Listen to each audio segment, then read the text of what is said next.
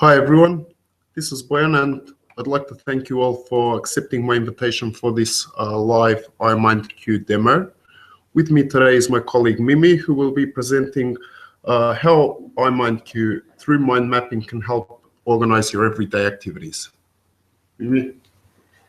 Thank you, Boyan. Before continuing with the demo group session, I would like to ask those who are logged in with a Gmail account, if you have any specific interest, like, for example, brainstorming or task management or project planning options in iMindQ, you can ask questions in the questions and answers part of the tool. And once you ask the questions at the end or during, we might review them and try to answer them during this demo session. So as to start, we have a new version of iMindQ. It's a little bit different from the previous that we had and that was explained in a webinar for iMindQ 7. So today, I might explain the key points of iMindQ and how you can start with it. But first of all, for those who are not introduced to mind mapping, I would like to say that mind mapping is a visual technique used for generating, developing, organizing information around a central idea. And the basis of iMindQ is mind mapping, but it can also do a lot more things. Some things I have explained here in the branches. The basic 3 map elements of a mind map are topics, relationship, and a boundary. I would show you how to create a new mind map or organic mind map from start. And to explain all of these 3 basic elements, from the file menu and in the new submenu and the new category, we have available 2 types of mind maps. The first one is a balanced mind map through which you derive each idea into subcategories, and an organic mind map that has a free layout and each branch is colored differently, and it gives a certain flow of each idea when it's derived further or developed further into sub-branches. For my example, I will use a balanced mind map. And in order to look a little bit like the organic mind map, I'll give you a quick tip. Select the central topic, and from the style menu, I will choose spectral tie. This way, each of the branches that I develop from the central idea and from that point forward, it'll be colored with a specific color. In the central topic, I write down the main idea. Let's say our focus will be mind mapping. As a subcategory, or I might write down the definition of what mind mapping is. So use the quick topic menu option for adding subtopic. That's the blue color that appears on a mouse over the right or the left corner of the topic. I will click on it, and a new main topic is attached right to the central topic. So I will name this topic, what is mind mapping?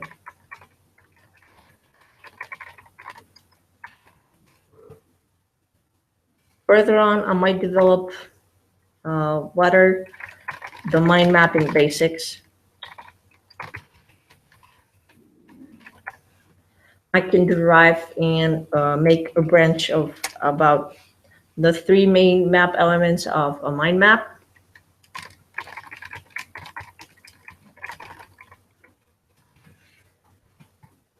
And you can continue developing this, let's say, topics further on by also adding subtopics using the quick menu, or you can insert topics using the insert key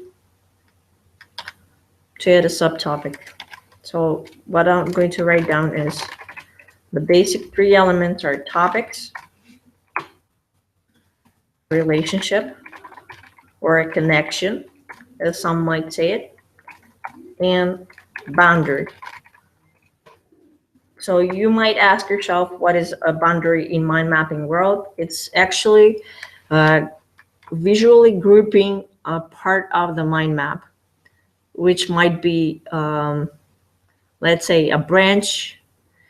What iMindQ introduces with this new version is not only that you can add boundaries to branches, you can also add boundaries to multiple elements, meaning you can add boundaries to topics on the same level, something that other mind mapping tools don't do. And I'm going to show you what you can visualize by adding boundaries or putting or grouping elements in a boundary like that. What types of topics do we have? We have a central topic from which the central point starts, or what your topic of a research might be, what your topic of a presentation might be, etc., or the name of your project. Further on, you derive the ideas into main topics, or as some people say, main categories. When you add a subtopic to a parent branch, you use the function in the insert group called subtopic. Also, name for a subtopic is child topic. When you want to group, let's say, two topics with the same parent that you have already entered, you can do that by using the parent branch option or parent topic. And this way, you can group them if you missed something during developing the ideas. Let's say I will name this as mind mapping generals.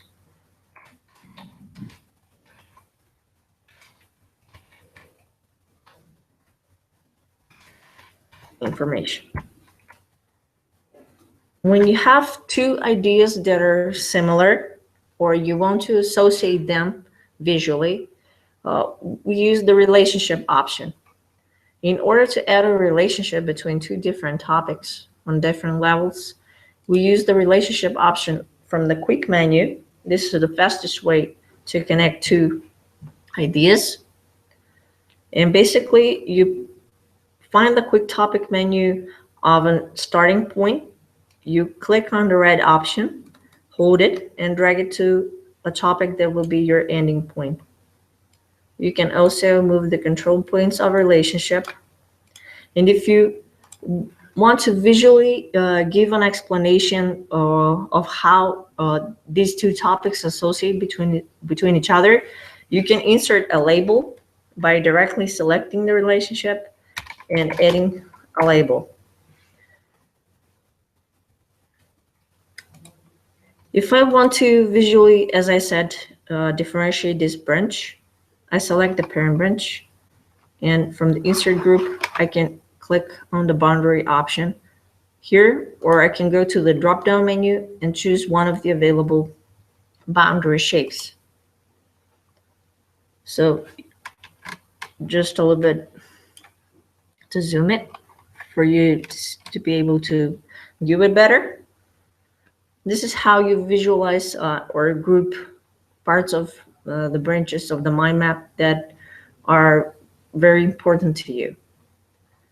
I will open from the file menu in the new category.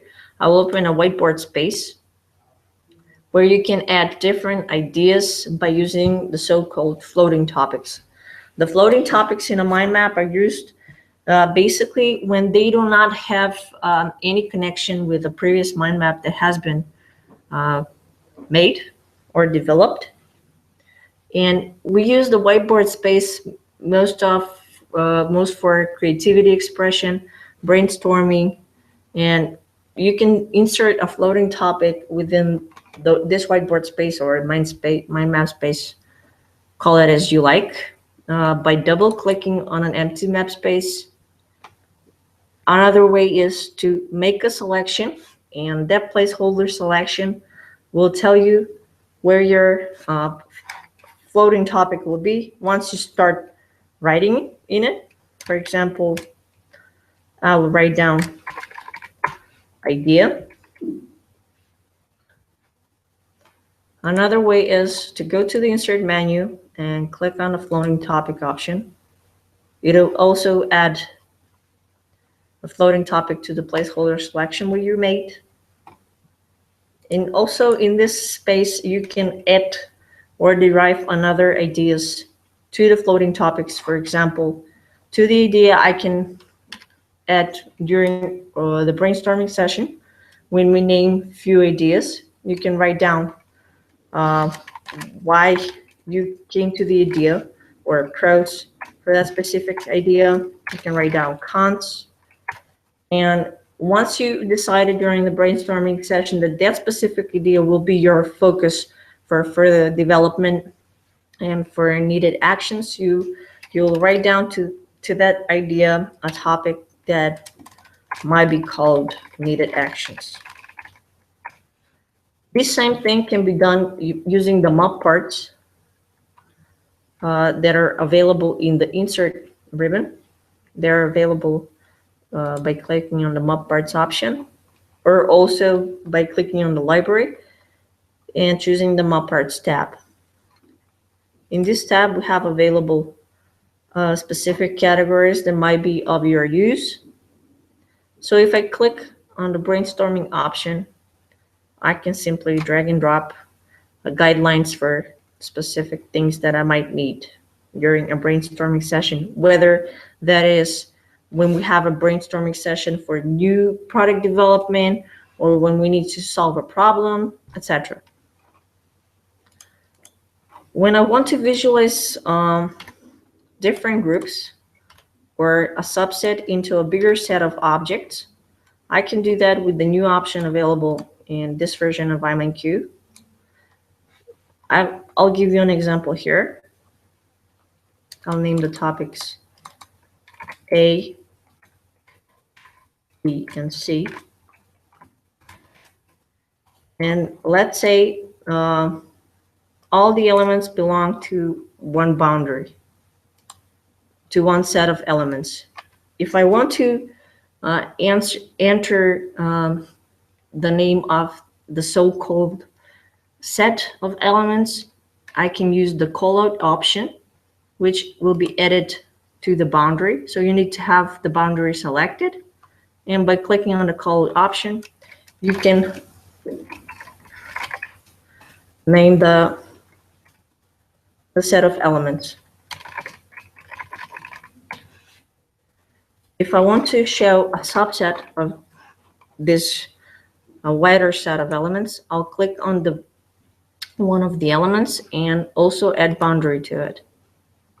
This way, you can see that we have a subset of elements which belong to the wider set of elements. Let's say I would like to add the C element as part of that boundary too. I would have to select the two elements and click on the boundary option. This way is how we visualize a subset to a bigger set of elements. You can also visualize intersections between two different elements. I will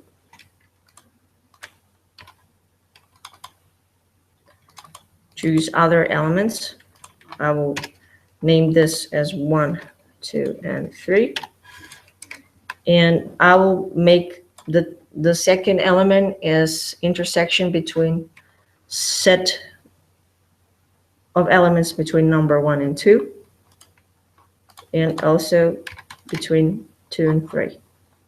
I'll put them in the same set.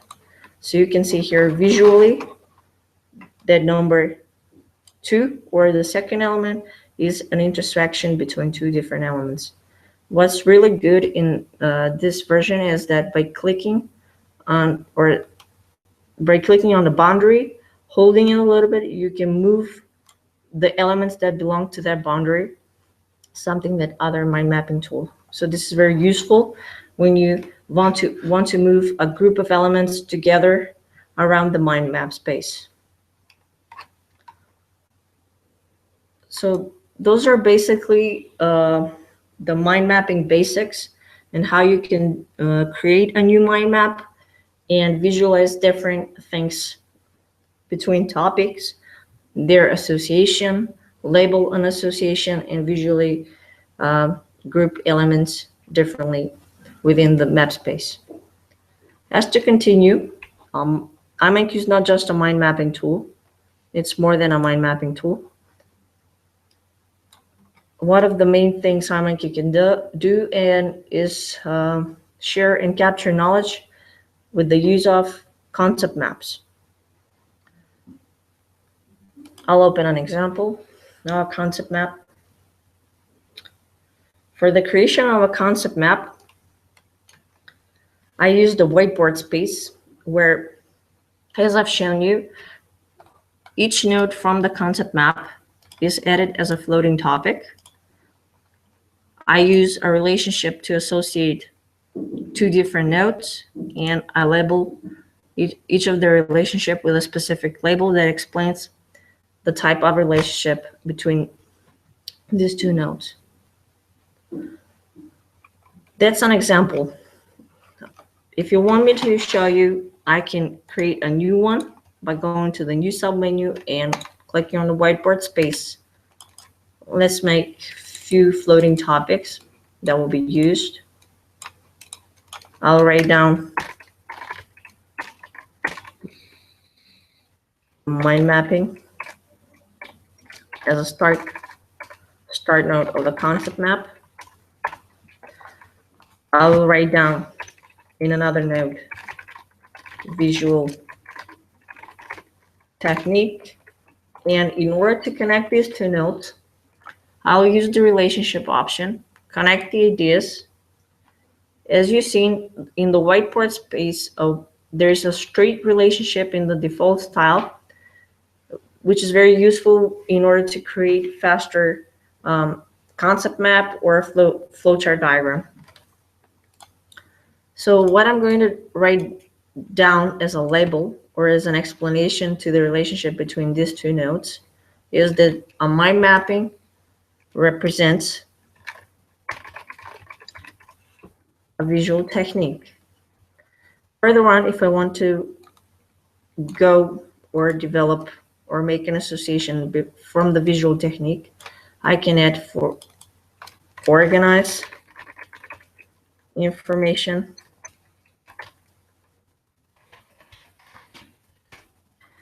and add another floating topic, develop ideas.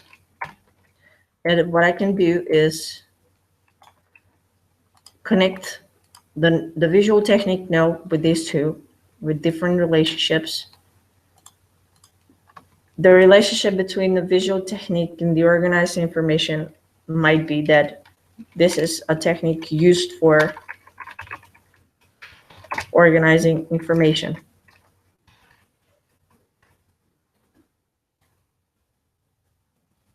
I'll add another relationship, which is going to explain that the visual technique can be used for developing ideas also.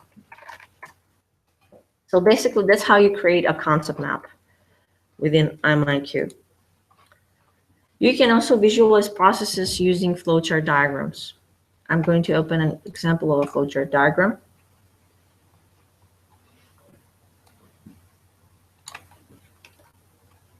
So this is a very complex functionality diagram, flowchart diagram, which goes through different processes and through different parts. Let's say in the order fulfillment process, the flowchart starts from a request from the customer for a purchase order, and it ends with the fulfillment process when the order is shipped to the customer from the company. In order how to show you how to create a flowchart diagram. We will use the whiteboard space again, because as I said, this is a space where the map topics can be aligned and positioned very easily. By starting from a starting point in a flowchart, I can, by using the relationship option, I can add a new topic, which can then be aligned using the guidelines in green. So that's very useful when you want to align specific elements, which is very known for a flowchart diagram. The elements need to be aligned and positioned and distributed vertically or horizontally in even spaces. By going to the library and in the Shapes tab, in the Shapes categories, we have a specific flowchart shapes. And in order to explain a process or visualize a process, I'm going to select the topic and click on desired shape that I want to be applied to that topic. Or if I want to add new element in the map space, I can simply drag and drop that element. And if I want to position it properly, I can also use the automatic guidelines available in green. I will connect this to shape by using the relationship option. So this is a decision point.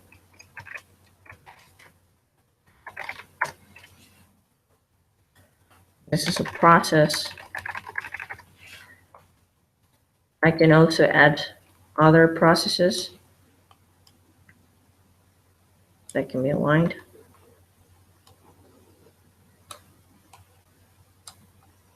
And I will connect this to. And write down whether they are fulfilling the condition in the decision point and whether they're not fulfilling, by adding a label to the relationships. So basically, this is the easiest way to create a flowchart diagram. Simply drag and drop the necessary elements from the library shapes panel and put them in the map space.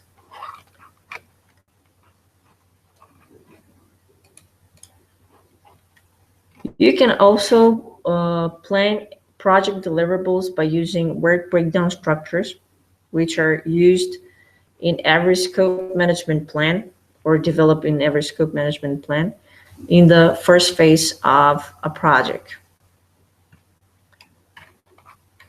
We have in the new category from the file menu, a work breakdown structure chart style or new option, which will help you create the project work breakdown structure from scratch with the necessary information as it is the workload necessary to view it while you're creating your mind map or work breakdown structure in this case. To add an element to this central point, we use the insert key, and as you can see, it inserts from the default style name a subtopic called major deliverables. In this new version, all the subtopics are named from the project management body of knowledge. The major deliverables, as those who develop a work breakdown structure know that a major deliverable can be consisted of work packages. If we branch out the work packages a little bit more in depth, you can see it consisted of activities, and all this on each level have a summary information for the sub-levels. That's how you can create a work breakdown structure from scratch. You can also transform an idea to plan by using generated ideas during a brainstorming session and turn the needed actions into tasks. I'll show you an example here. Let's say I have the idea, I know the actions, I might need to know the summary information for how long it will take for each of these texts to be finished. I'll go to the plan ribbon and use the project branch option. It'll automatically assign start and finish information about for the summary task. So basically, the project branch represents a summary task or a summary project branch. And if I continue inserting subtopics, it'll automatically, each of the topics will inherit task information. We have a new task view, task properties view, which is very useful because in this new view, you can make the map more appealing by, if we decide to change the formatting of the topic or the text in the topic, you can see that by choosing another font, the changes of the text in the topic will be also applied to the text used in the task property. Let's choose another.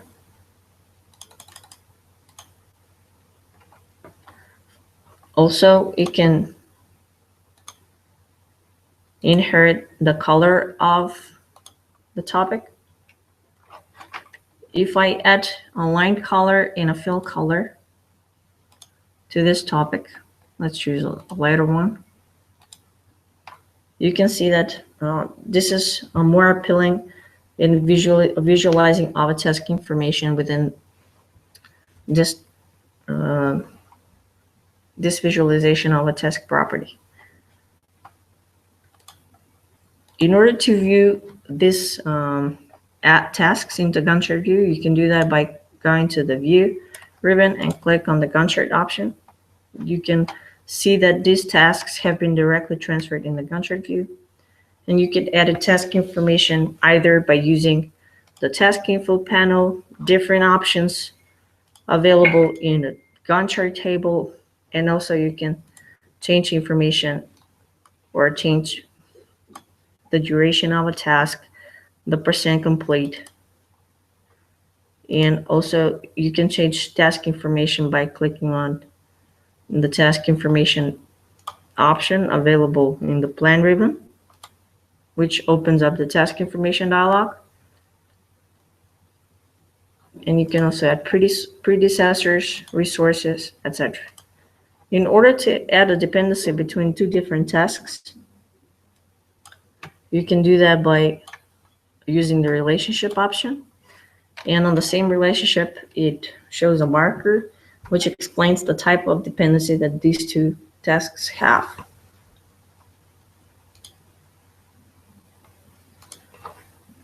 I will delete this. This was just an example.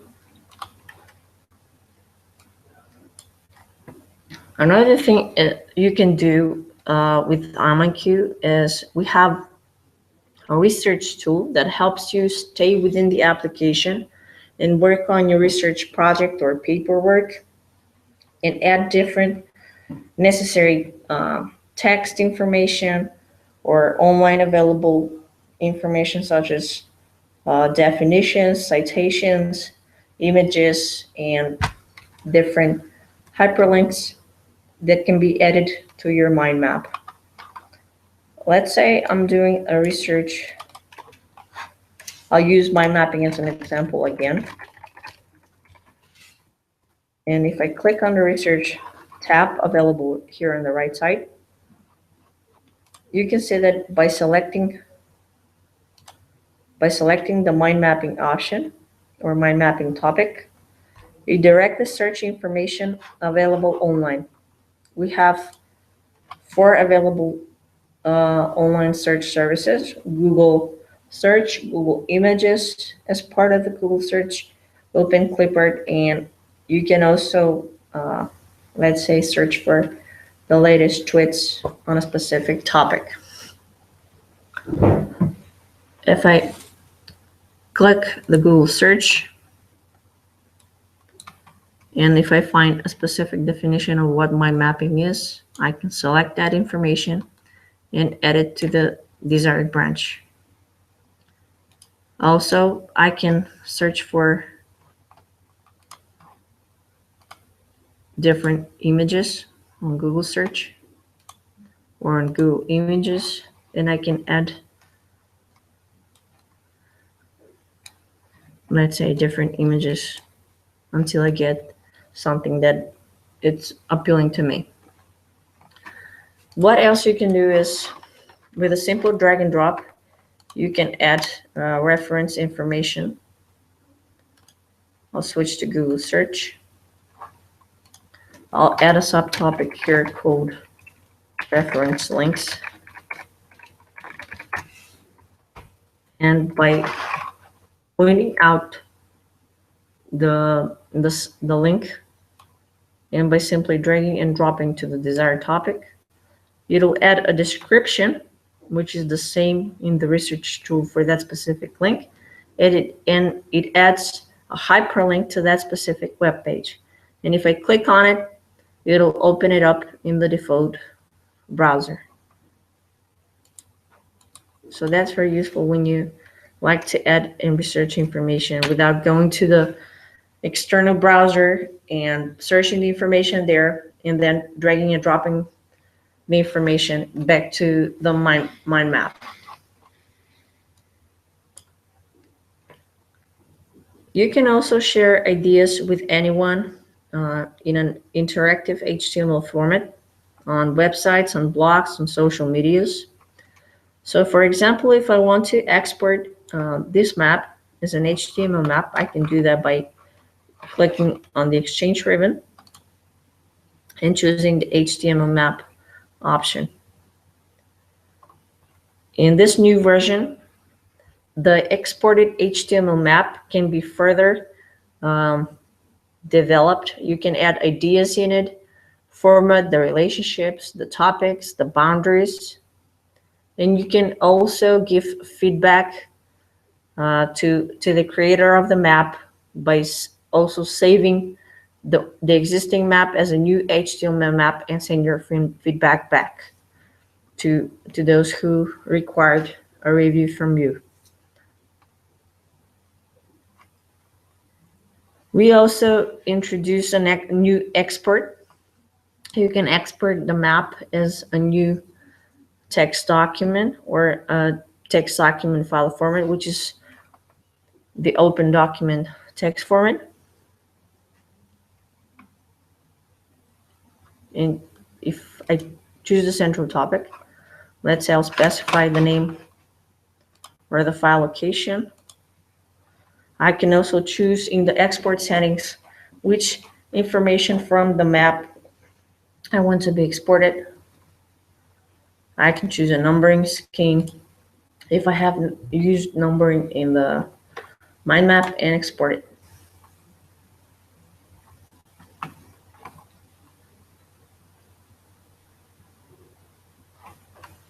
That's one of the few new things that are created in iMindQ. When you want to add properties to a specific topic, we use the properties option, where you add different attributes to the keyword used in the topic. Let's say I'll need information for company X.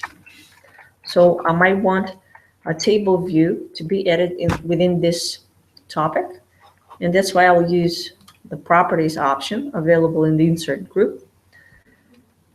I need to have the topic selected, and by clicking on the properties option, I have a new panel that opens up, and here I can define the property name or property ID, what's the type of data that is going to be inserted, and the value.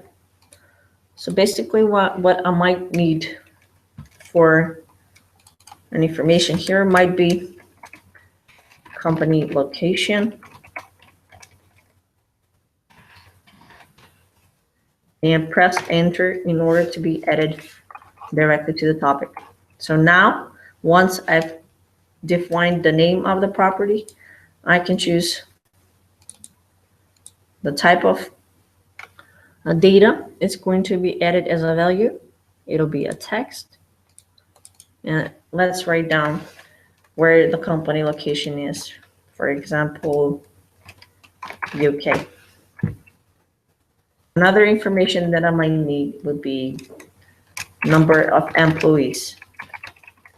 I'm entering again or defining the property's name. So now I have to choose that this field or this data type will be a number. So I can add, let's say that this company has 50 employees. And this is the way the information is visible for that topic. Same as I explained for the task properties, they will inherit the formatting of the text and the formatting of the shape line for that specific topic. So I'll choose a red one, apply a red color, also increase the font size, and again, change the family.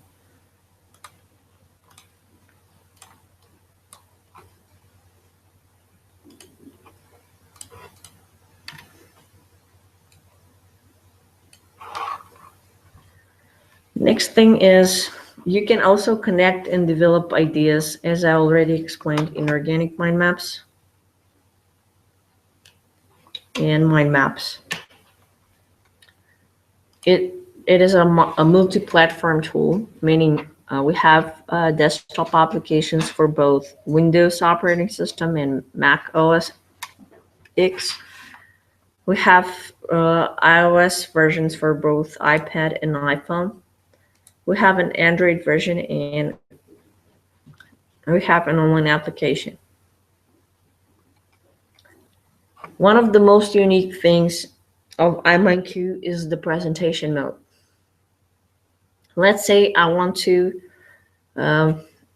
present this mind map at this instance.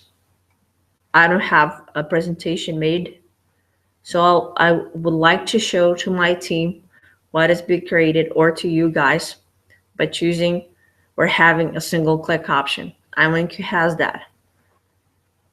If I go to the present ribbon and clicking the from beginning option, there's your presentation. You start from the central point of the mind map, and if I go through the presentation by using the space key or right arrow key, I can do that.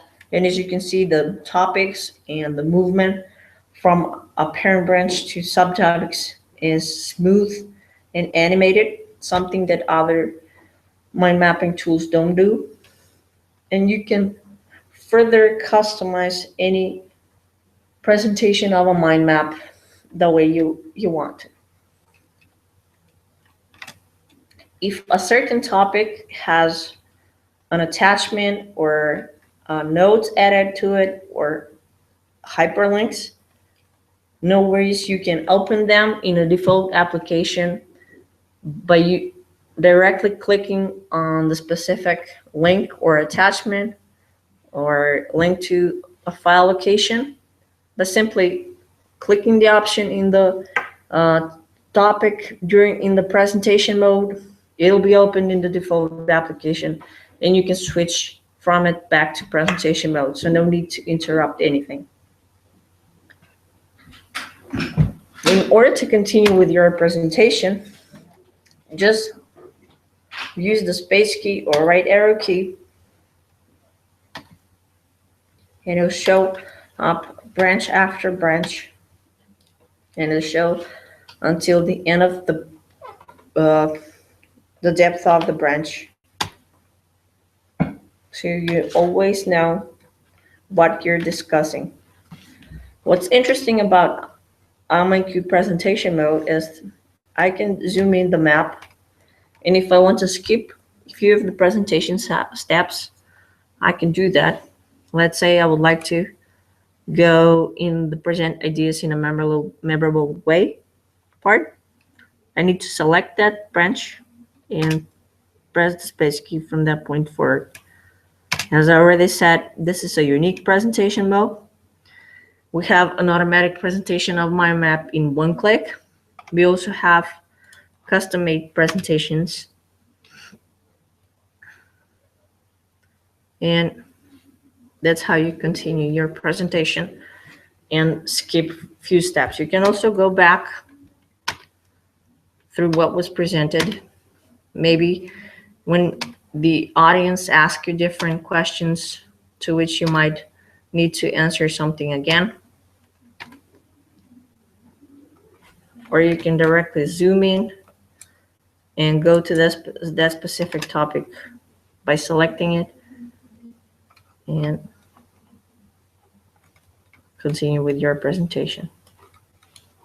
You can pen the map, and in order to escape from the automatic presentation, you need to press the escape key, and that's all you need to do.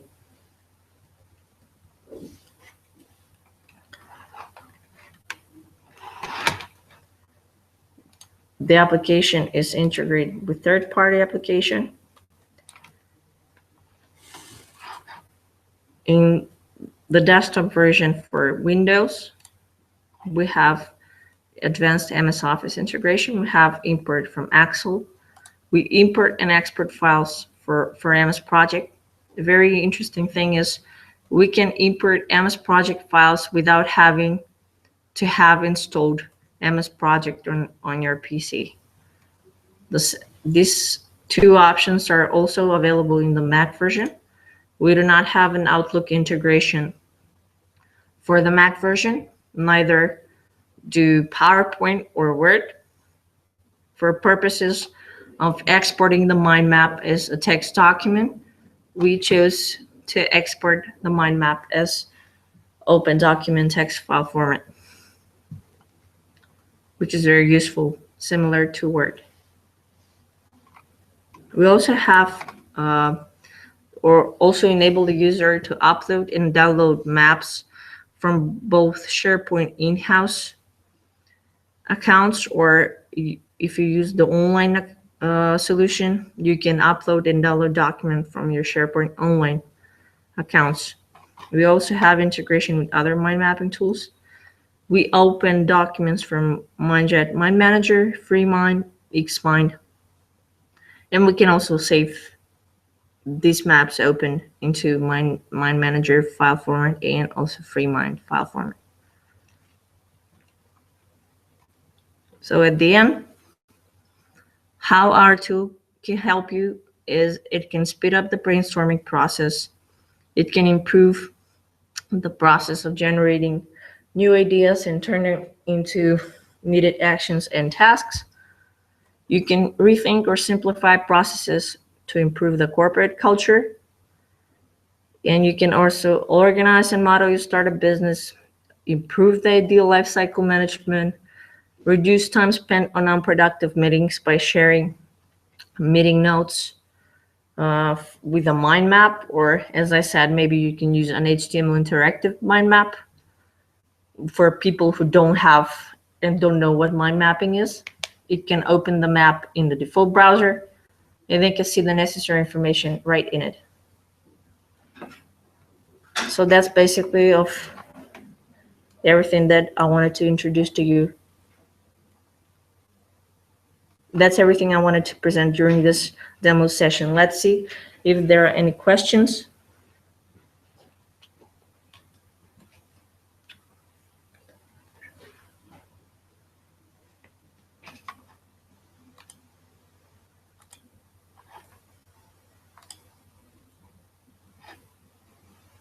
There are any questions?